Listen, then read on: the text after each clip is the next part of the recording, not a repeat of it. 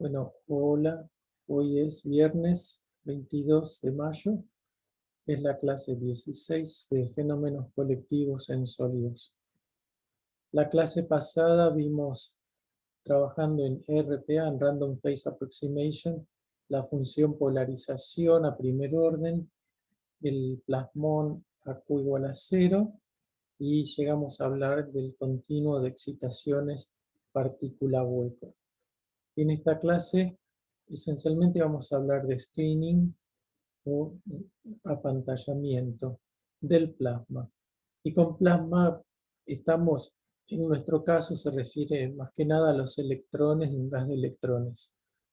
Cuando, bueno, saben que un plasma es una especie de gas de alta energía, ¿no? Con cargas positivas y negativas pueden ser. Pero lo esencial, y por eso usamos la palabra plasma, es que hay cargas y están libres, ¿no? No es un dieléctrico, básicamente. Es como un metal. Bueno, hagamos un repaso para estudiar las excitaciones colectivas en este Gillium Model, este gas de electrones.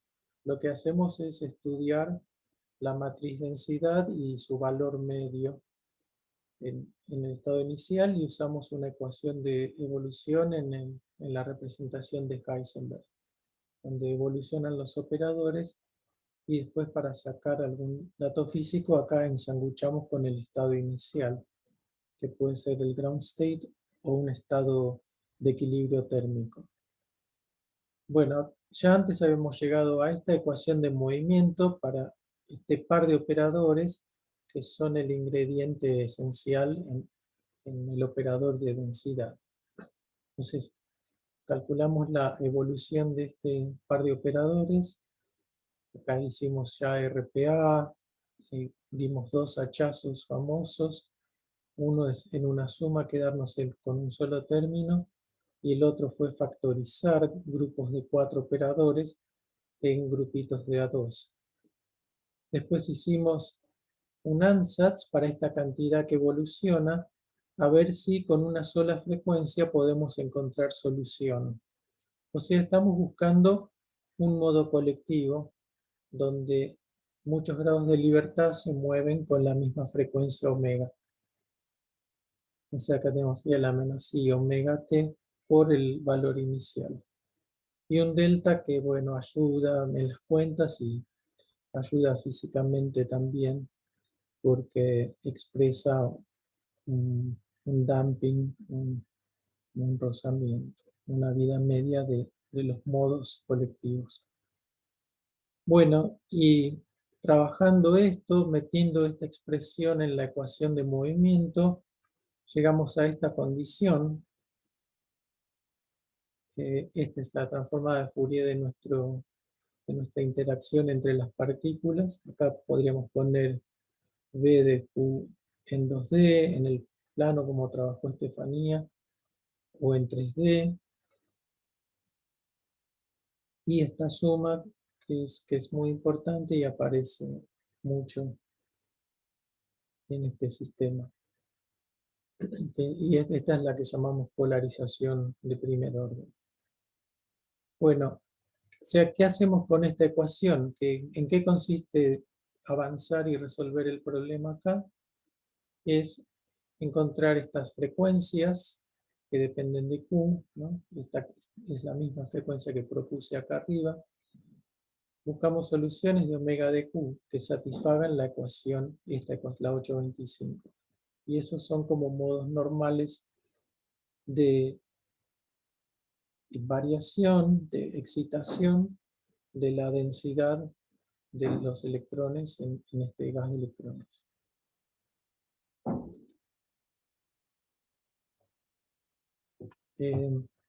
Acá miramos, este salió fácil, digamos, en el caso de larga longitud de onda, o sea, Q tendiendo a 0, y ahí encontramos una solución para la frecuencia propuesta. Y, sorpresa, resulta ser la la frecuencia de plasma que ya habíamos encontrado trabajando con el modelo de Drude, ¿no? Una oscilación de carga rígida contra el background positivo. Y después acá medio que hicimos un poco agua en el análisis de la fórmula anterior, pero yo mencioné el resultado, y es que hay soluciones, ¿no? Si grafico omega versus Q, hay soluciones en este área que está comprendida entre dos parábolas y por encima de esta parábola invertida. Y esto es lo que se llama el continuo de electrón, eh, el, electrón hueco o excitación de pares, que consisten básicamente, o sea, son análogas a las excitaciones de partícula única en la esfera de Fermi, que consisten, o sea, este área representa todas las operaciones que yo puedo hacer sacando un electrón de adentro de la esfera de Fermi y poniéndolo afuera, ¿no? Acá hay una restricción sobre el Q que me permite hacer eso y bueno, da justamente este área. Después vamos a profundizar un poco en esto a ver si logramos aclararlo del todo.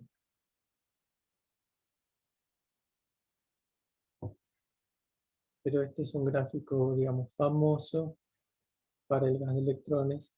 Y acá lo único que falta es una curva que hace así, que empieza para Q igual a 0, empieza justamente acá en el modo de Q igual a 0, que es la frecuencia de plasma, ¿no? Es otra excitación. Ven que estas de partícula única, a Q igual a 0, tienen 0 frecuencia, 0 energía.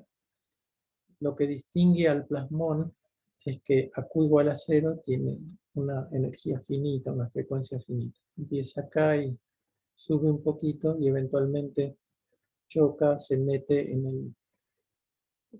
con las otras excitaciones y medio que desaparece como modo colectivo verdadero. Se adquiere una vida media y eso se llama Landau damping.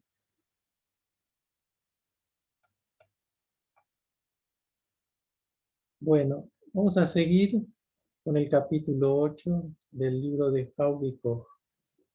Y hoy la idea es ver este punto 8.2, plasma screening, que es el apantallamiento por medio del plasma o de los electrones libres.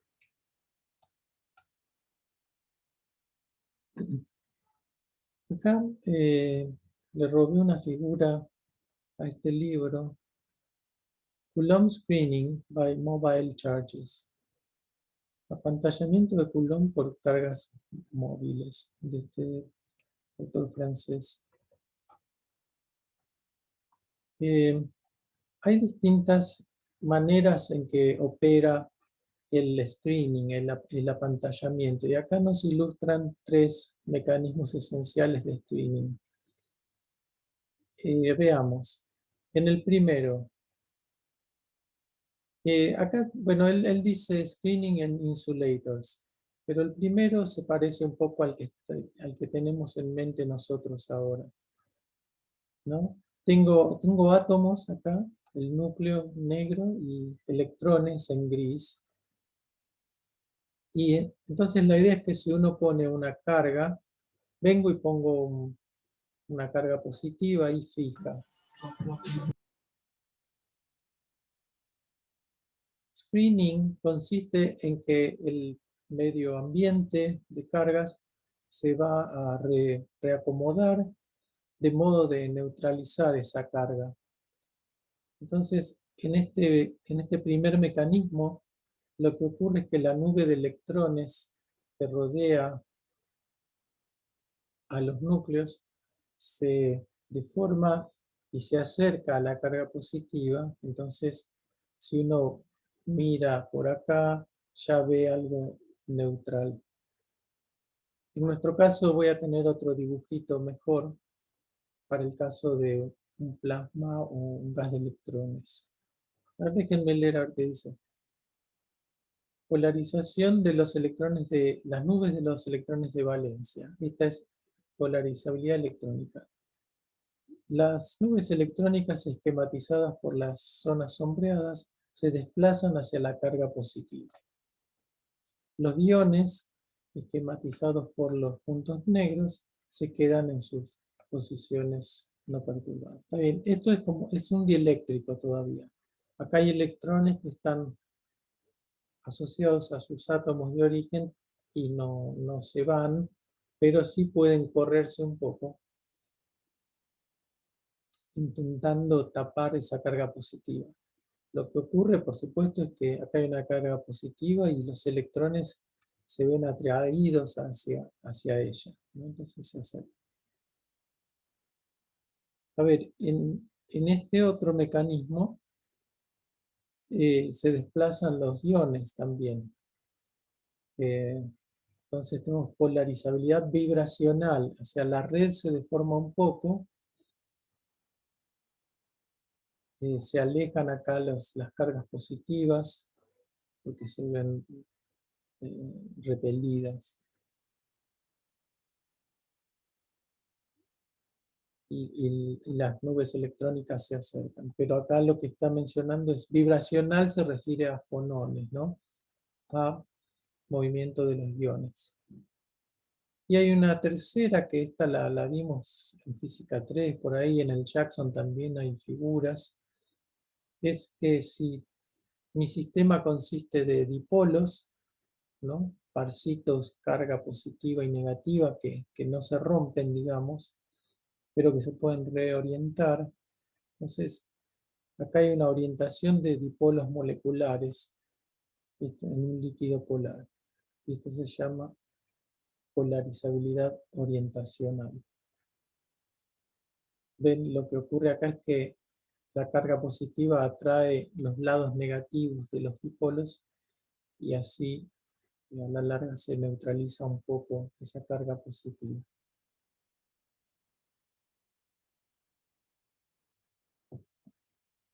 Esto es más el modelo que tenemos en mente nosotros ahora. Lo que vamos a hacer es poner una carga positiva y ver que eso rompe la uniformidad del gas de electrones, porque los electrones son atraídos hacia ahí y un poco la, la pantalla. Como sabemos que pasa en metales, ¿no? En un metal, si uno pone un campo eléctrico, no entra porque se juntan cargas en el exterior de modo de hacer que dentro del material el campo eléctrico sea cero. Y en equilibrio se apantalla perfectamente. Un metal apantalla perfectamente un campo eléctrico externo. Por ahí en otro tipo de lenguaje podemos decir que expulsa las líneas de campo eléctrico del interior. Del mismo modo que un superconductor expulsa líneas de campo magnético de su interior. Y para que tengamos una idea en mente, acá está el potencial electrostático, ¿no? De una carga positiva en función del radio. La línea sólida es el potencial pelado, en inglés decimos bare potential, como potencial sin nada, ¿sí? Como viene. Y la línea de puntos va a ser el potencial escrineado, apantallado. Y acá nos muestran densidad de carga inducida en función de la distancia. O sea, cerca de la carga que yo puse, de esa perturbación, se genera mucha carga.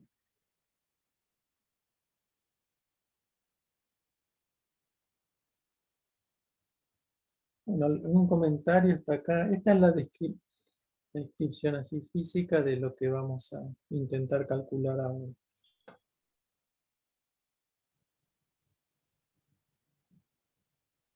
¿Qué significa ese lambda D que aparece ahí? Ah,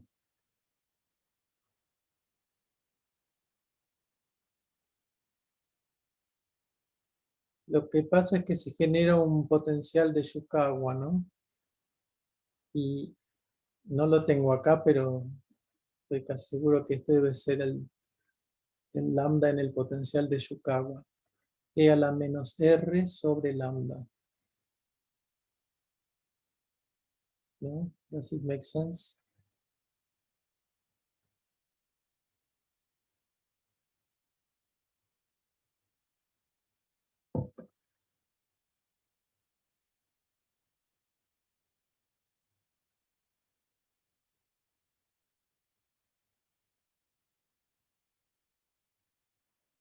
Perdón. Ahora lo estaba pensando y lo dije al revés. La línea de punteada es el exacto. Y la línea sólida es el potencial con screening, porque es más bajo, ¿no? Repele menos.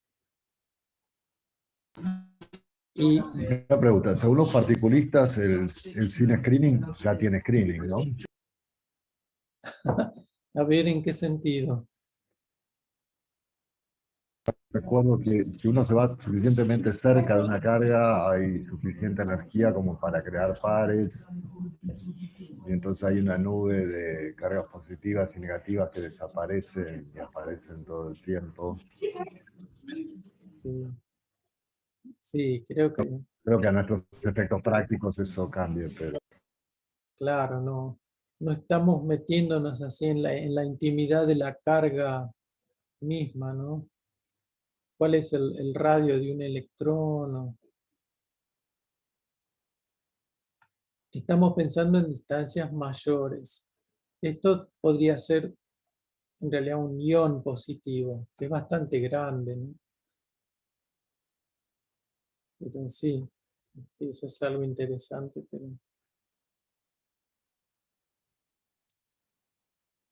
no sé bien cómo funciona.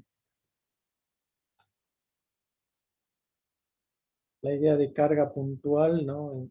No es algo que se pueda llevar al límite absoluto.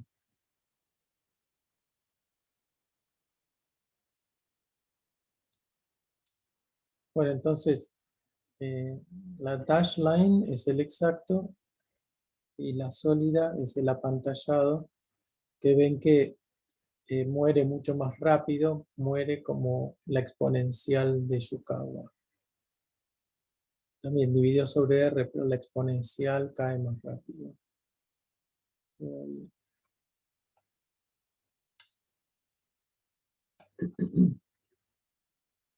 Bueno, empezamos con el cálculo. Estoy siguiendo, como les decía, el libro de Howe en el capítulo 8. Bueno, el apantallamiento o screening es un efecto importante en física de muchas partículas. Decimos many body physics. Nos permite hacer una primera simplificación de buena calidad con bajo costo, así, analítico y numérico. Bueno, voy a plantear el hamiltoniano ya para el potencial efectivo. Entonces, tengo el término de energía cinética. Notarán que estoy usando los operadores de campo, que este destruye y este crea una partícula en R. Y ahora escribimos el término coulombiano de interacción de las partículas con el potencial creado por una carga.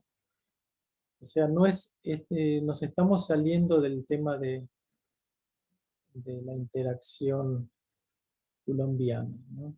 Entre los electrones. Ahora estamos pensando en la interacción más bien con esta carga positiva y el efecto de la interacción entre los electrones ya simplificado y llevado a interacción de una partícula. ¿Está bien? O sea, en resumen, estoy planteando un hamiltoniano de single particle, pero donde pongo un potencial interacción efectiva, que tiene dos partes. El BDR, que es el potencial coulombiano de la carga de prueba, ¿no? El 1 sobre R, y después un B inducido por las cargas de migas de electrones que apantallan. Y este todavía no lo conozco.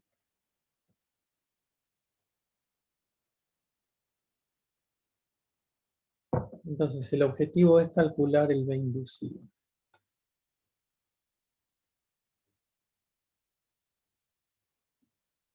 ¿Qué les parece? ¿Hasta ahí algún comentario? Este es un poco el planteo del problema. Está perfecto. Hasta aquí.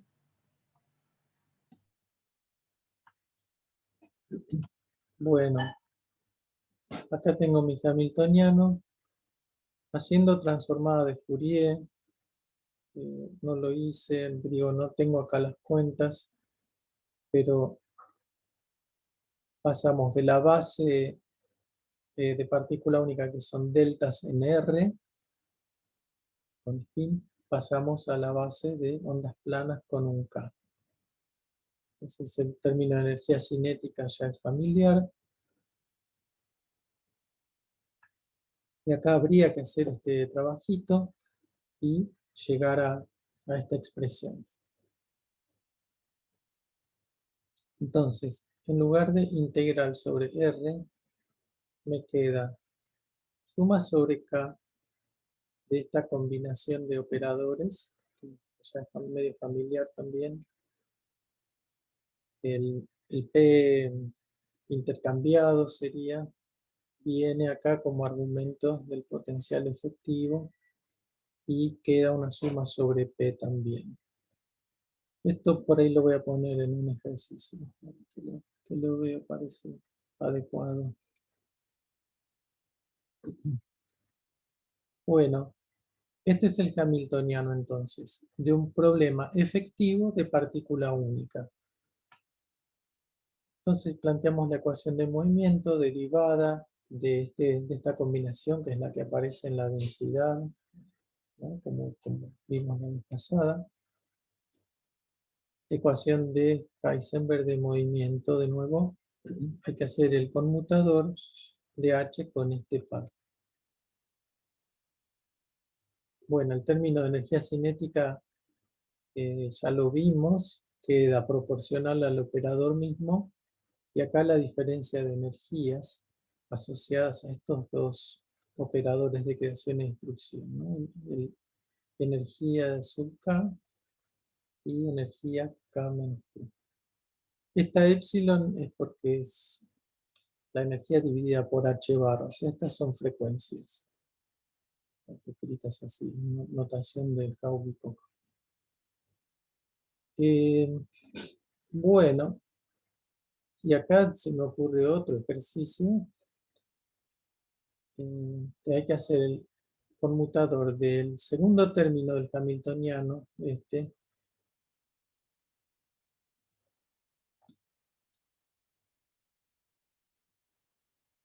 con ese par. Es del tipo más fácil, ¿no? Porque es de 2 con 2. No es del tipo complicado de 4 con 2.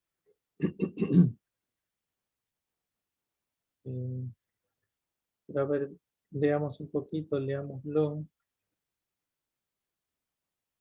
Tengo a sub K destruyo, creo, en K, P menos Q. Recordemos que del otro lado están K y Q. Y acá tengo K menos P, K menos Q. Y suma sobre P. Bueno, la verdad que no me dice mucho. Pero todavía me queda una suma sobre P. ¿Está bien?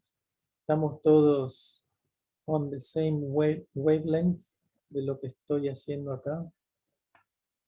Sí, sí. Supongo que sí. ¿Cuántos Angstrom tiene su wavelength?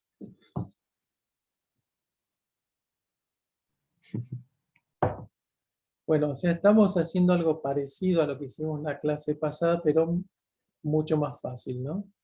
Porque hay que hacer este conmutador, pero ahora el H es uno efectivo de partícula única, entonces solo tiene grupitos de A2 de operadores y no un verdadero término coulombiano con 4. Esa sería la diferencia principal.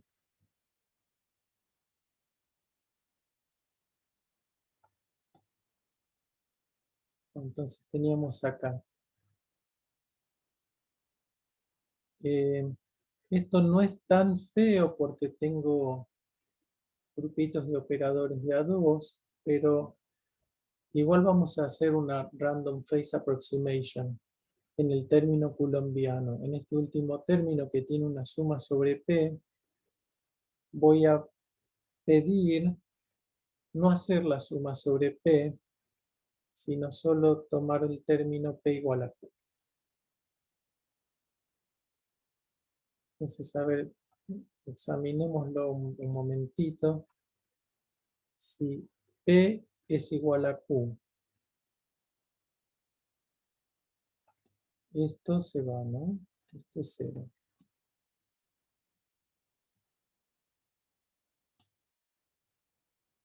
Y ahí ya obtengo esta combinación, me da un F sub K. Y después acá pongo P igual a Q.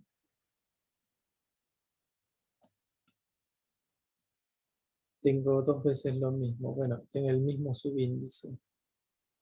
A da K menos Q, A da A K menos Q. Y eso es la población.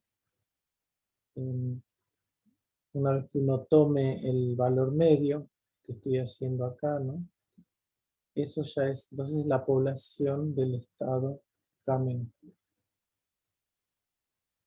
Bueno, entonces este es el primer tipo de hachazo que habíamos hecho para RPA la vez pasada. Entonces ya se va la suma sobre P, porque solo tomé un término y con P igual a Q. Y lo demás, sí, está todo bien, menos I B efectivo sobre H barra.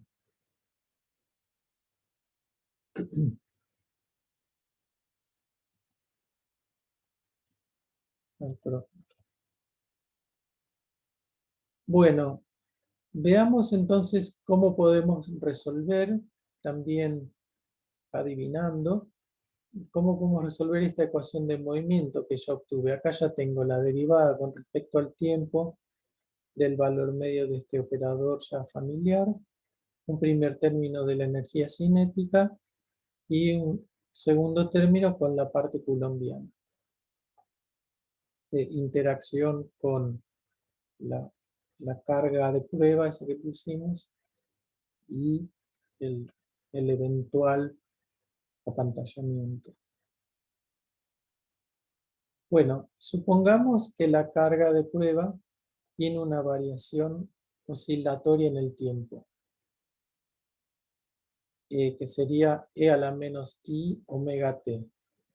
Pero le vamos a poner también el encendido adiabático, o sea, esta delta. Encendido adiabático quiere decir que algo es 0 en t menos infinito y muy lentamente, infinitamente lento, lo voy prendiendo con una exponencial e a la delta t, de modo que en t igual a 0 ya está completamente encendido.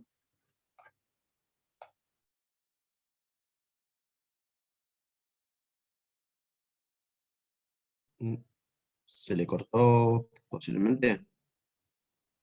Sí, hermano. Está. Estás muteado, Pablo. Ramiro, vos estás como el Sí, hospedador. estoy como el host, estoy viendo cómo pasárselo a él. Ahí está, claro. Ahí volví. Sí, Acá. bien. Como que el profesor se cayó de la tarima.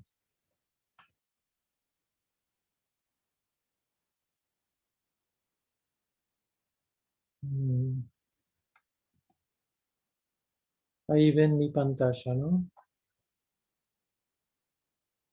Sí, sí, Sí, sí. sí. Ahí está.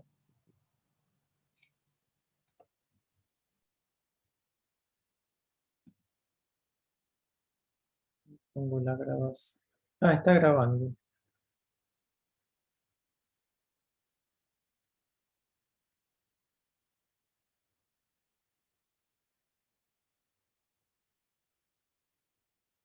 Ok.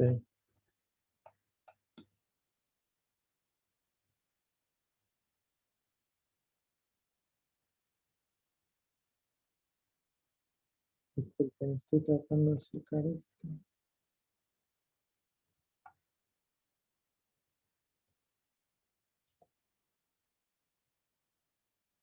Bueno, estábamos acá. Entonces, el encendido adiabático es eso, ir encendiendo con una exponencial, con una constante de tiempo delta muy pequeña, ¿no? Y esto después tiene consecuencias en las fórmulas complejas que quedan. Bueno, de nuevo, como hicimos la clase pasada, planteamos el ansatz, planteamos que la solución que estamos buscando tenga esta forma, la misma dependencia temporal que la carga oscilatoria. Y vemos si hay soluciones. Recordemos que de acá va a salir, cuando sumemos sobre K, va a salir la densidad de las cargas de mi gas de electrones que están ahí intentando tapar, ocultar el hecho de que la carga de prueba está oscilando ahora.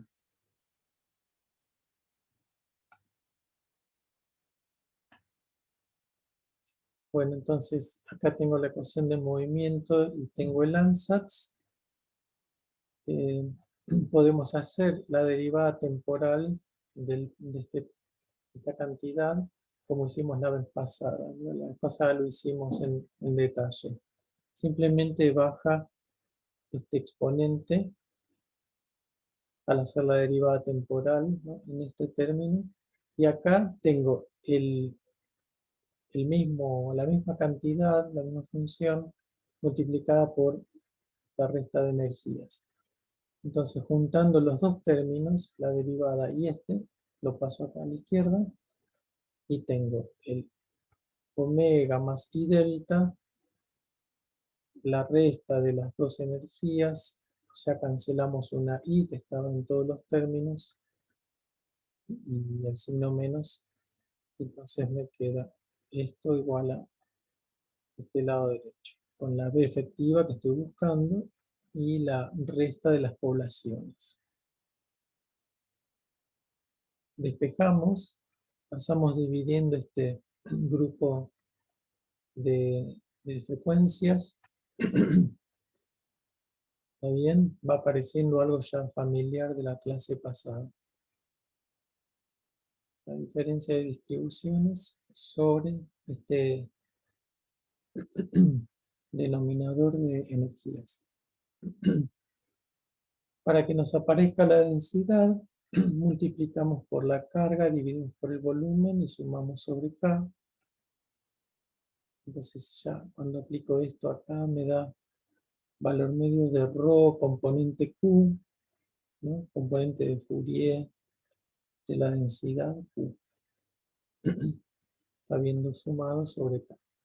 Y después a la derecha sumo sobre K también y le pongo este coeficiente. Bueno, el coeficiente queda ahí afuera, pero con la suma sobre K reobtengo esta función que introdujimos la vez pasada, que es la polarización a primer orden, que la tengo acá para recordar. Suma sobre K, etc. Bueno, nos vamos acercando a algo ya más manejable. Repito acá lo de recién. Y P1 es esta suma, esta cantidad que nos había aparecido la vez pasada.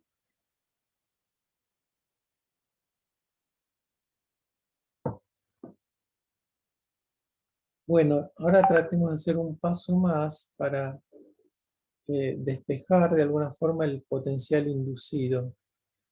El potencial inducido por el reagrupamiento de cargas que produce el apantallamiento satisface la ecuación de Poisson. Entonces, laplaciano del B inducido viene dado por la densidad de cargas de mis electrones. Puedo tener una constante dieléctrica constante propia del material.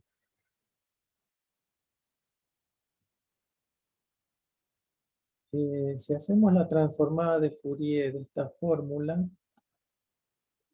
se simplifica un poco. El laplaciano lo que hace es me tira un Q cuadrado, que lo paso dividiendo. Y acá en el lado derecho, también hago transformada de Fourier en ambos lados. Acá me sale un Q cuadrado multiplicado por V de Q, y a la derecha nada, es simplemente ρ de Q me sale. Esto que en el espacio es diferencial, en Fourier es al medio algebraico. Bueno, a ver, entonces ahora hay que juntar todo.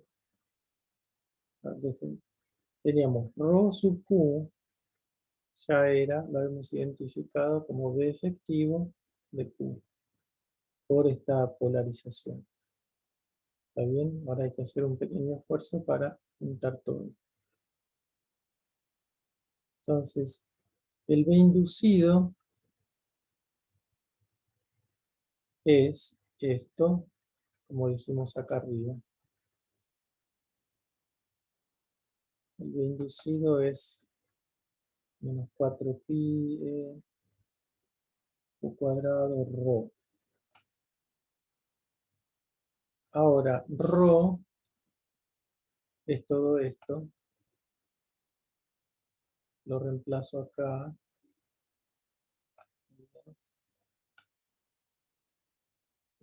Había un signo menos que se va. Acá está la constante. 4pi epsilon 0 cuadrado. Entonces ya obtengo el B inducido, todavía conectado al B efectivo y al P1. Ahora, B sub Q es la transformada de Fourier del potencial. En 3D es todo esto. O sea, estoy especializando al caso 3D, pero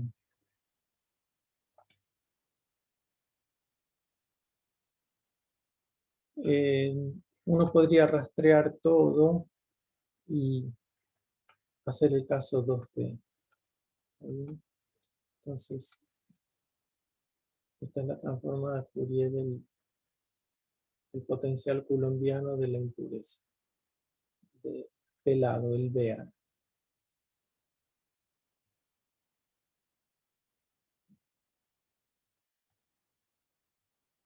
Escrito así, ¿no?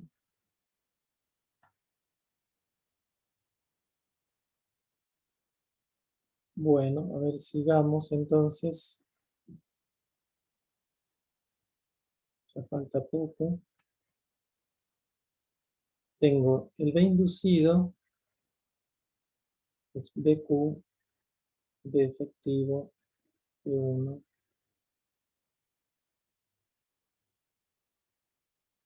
Pero el B efectivo es el pelado más el inducido.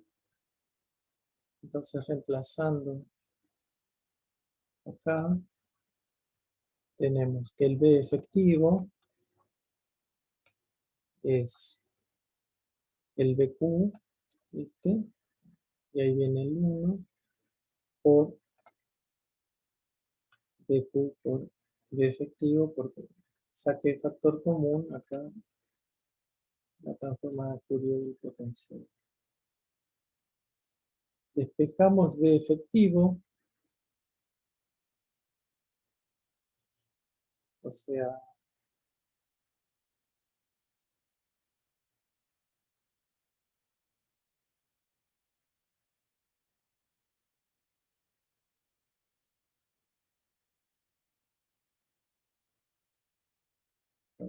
no los quiero engañar, están pensando cómo se despeja. Yo lo tenía, ¿no? Ok, tengo que despejar distinto acá. Tengo que juntar los dos términos que tienen B efectivo en un lado. ¿Está bien? ¿Me siguen? Sí, sí, sí. Sí, sí. Está bien, me quedó un poquito defectuoso el razonamiento en la transparencia. Ahí me falta este pasito intermedio. Saco factor común el B efectivo.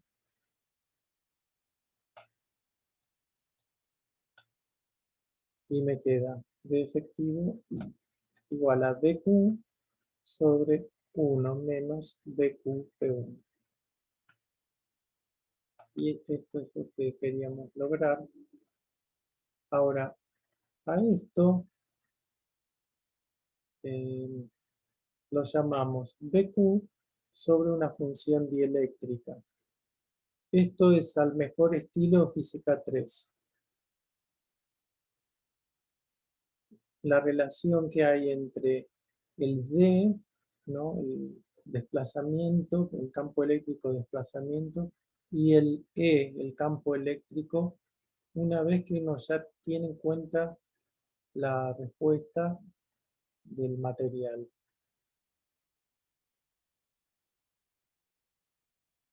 Acá BQ sería el campo producido por las cargas libres, digamos. Y este sería el asociado al campo eléctrico. Los alumnos de Depine no tendrán ninguna duda en este tipo de cosas, ¿no? Para los que no conocen a Ricardo Depine, es nuestro profesor de electromagnetismo desde hace décadas. Igual a mí nunca me gustó la distinción entre D y E.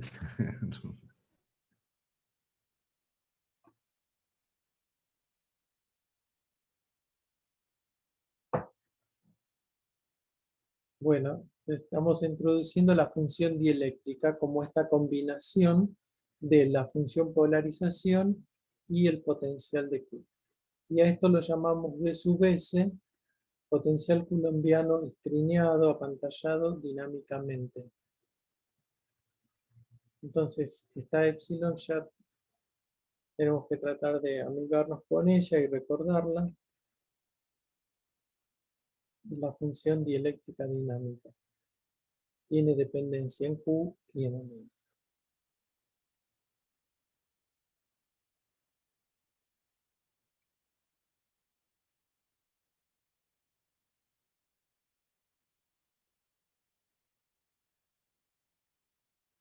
Bueno, entonces definimos esta función dieléctrica con esta relación.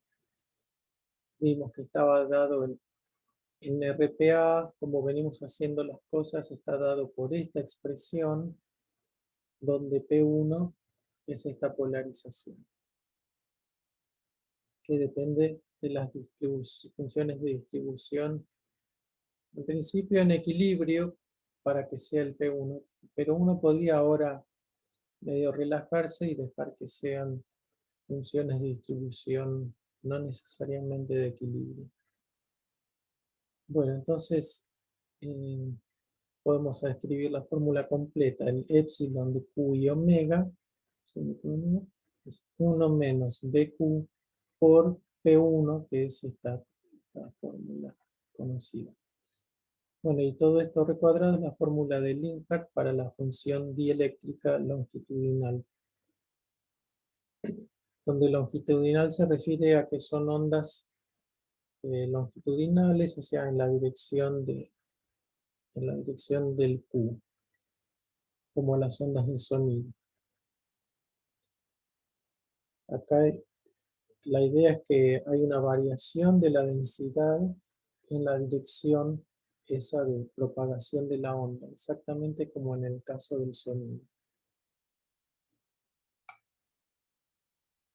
Bueno, entonces vamos a hacer algunas reflexiones o conclusiones sobre la fórmula de Linhart. Es una función dieléctrica compleja, retardada. Eso quiere decir que los polos están debajo del eje X por cómo pusimos este sumando acá en las frecuencias, ¿no? Acá hay un omega, resuena cuando es igual al resto de lo que está en el denominador. Pero acá el resto entonces tiene esta pequeña parte imaginaria que me corre la frecuencia de resonancia un poquito abajo del eje X. Y eso tiene consecuencias matemáticas que después vamos a ver. Bueno, decimos que tiene dispersión espacial esta función de Linhart, porque tiene dependencia en Q. O sea, no es para Q igual a 0, para algo uniforme, es más rico que eso. Tiene dispersión temporal, o sea, no es estática, no es una constante dieléctrica estática, porque tiene dependencia en omega. Como fui mencionando, es válida en 3 y 2 dimensiones si uno acá reemplaza la transforma de Fourier potencial en la dimensión adecuada. Y las f sub k y f sub k menos q es la función de distribución de Fermi-Dirac, que son válidas en el equilibrio, pero también podrían ser funciones de distribución fuera del equilibrio. O sea, la idea básica acá es, si tengo mi sistema original en equilibrio, cómo responde si aparece una perturbación, si aparece esa carga ahí que oscila en el tiempo. Se produce una reacción del gas de electrones que está descrita por esta función dieléctrica. Perdón, Pablo, la oscilación en el tiempo de la carga de prueba, ¿qué representaría? ¿Un dipolo? No, es en el tiempo, ¿no? No, simplemente una Dipolo variación oscilante. oscilante en Un su... dipolo oscilante oscilante en el tiempo. No queda otro. No, yo no diría que es un dipolo. Es una carga que Sí, en algún sentido. sí, que su amplitud, ¿No? que oscila Me refiero a, digamos, qué, qué situación física representa y por qué elegimos eso. ¿Por conveniencia en la cuenta o para representar algún tipo de... Sí. Para mí es un modelo, una situación no muy realista, ¿no? Es poner una carga ahí provocadora que perturba el estado de equilibrio del sistema. Y si la pongo estática, no pasa nada, digamos. Voy a sacar una constante dieléctrica nada más, que me va a mostrar, ¿no?, cómo se reagrupa la carga y ya está, uno saca la foto de eso y eso es la respuesta del sistema. Pero Sería como una carga de prueba para ver la respuesta dinámica. claro, la idea es esa, que yo quiero Okay. poner una perturbación que varíe en el tiempo a ver cómo es la respuesta dinámica. Y la pongo con una sola frecuencia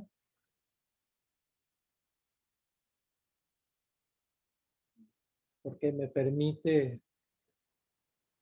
sacar como una componente de Fourier de la respuesta, digamos, Claro. con la misma frecuencia. No habría superposición si fuera una señal por ahí un poco distinta. Uno dice, bueno, es la suma, una descomposición de Fourier y Sí. tenemos cada respuesta. Y sí, esa es la idea. Ujú. Por eso uno saca estas funciones de respuesta en función de un Q y un omega. Y después. Y además estamos al nivel de respuesta lineal. O sea, es lo que dijiste vos. Si yo sumo distintas perturbaciones, entonces puedo sumar la respuesta. Debería poder. Sí. Y esto es válido si la perturbación no es muy grande, ¿no? Si no, si no hay términos en la función respuesta que deberían depender del b de q al cuadrado al cubo. Acá solo lo tengo a la 1.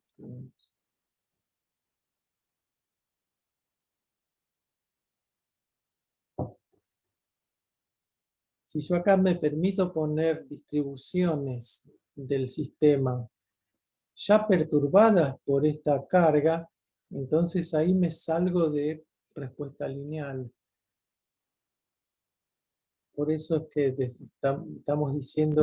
Dejaría de ser el P1, ¿no? ¿Es eso? Claro, sí, exacto. Ujú.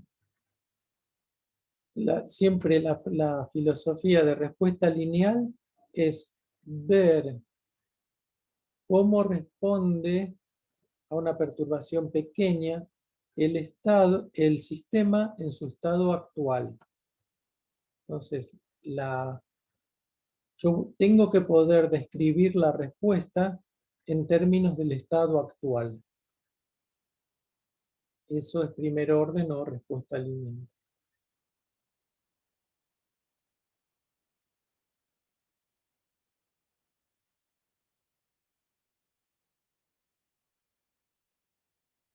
Bueno, si acá pedimos que la parte real de esta fórmula, que pues la puedo obtener poniendo delta igual a 0, sea igual a 0,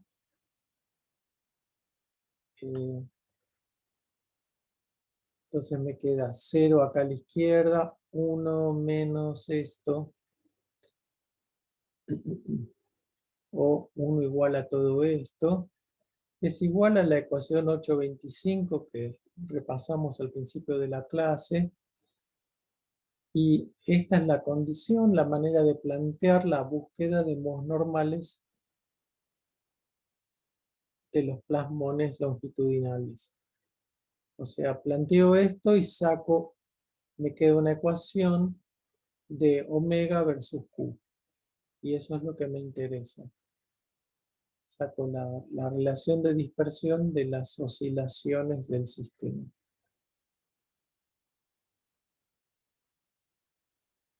Ahora déjenme leer este pequeño parrafito que concluye esta sección en el libro. This equation is identical to the plasma eigenmode equation 825.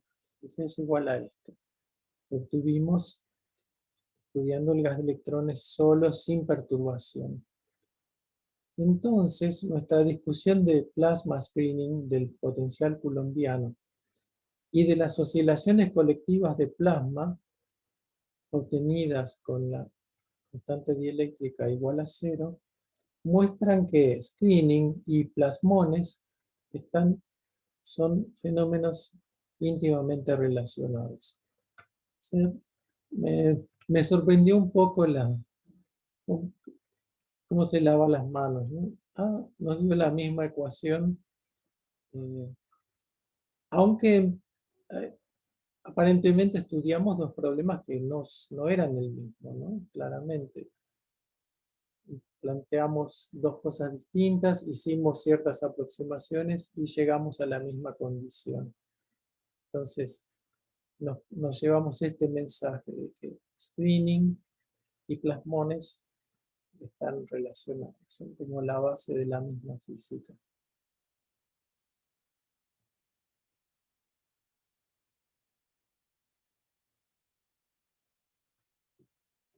Es bastante natural, ¿no?, decir eso, porque si los plasmones son los modos en que el sistema se puede mover, la capacidad para apantallar algo que está variando en el tiempo va a depender de esos modos posibles de oscilación.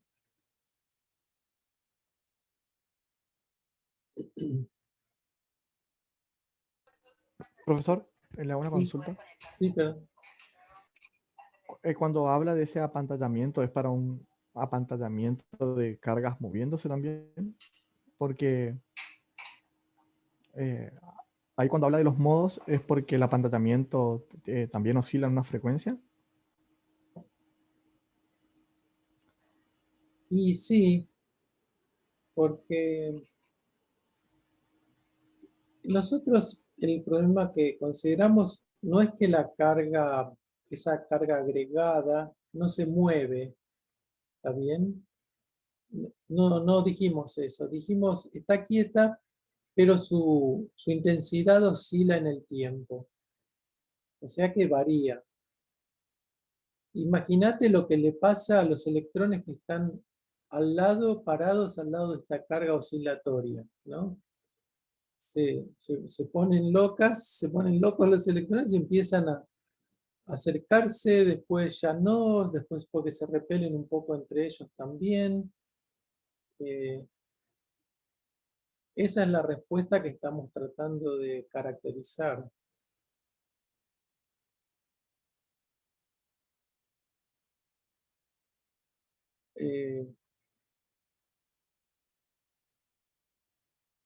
Y sí hay una dependencia temporal en este problema, ¿no? Entonces este es un screening dinámico, decimos. Entonces usé la palabra por ahí.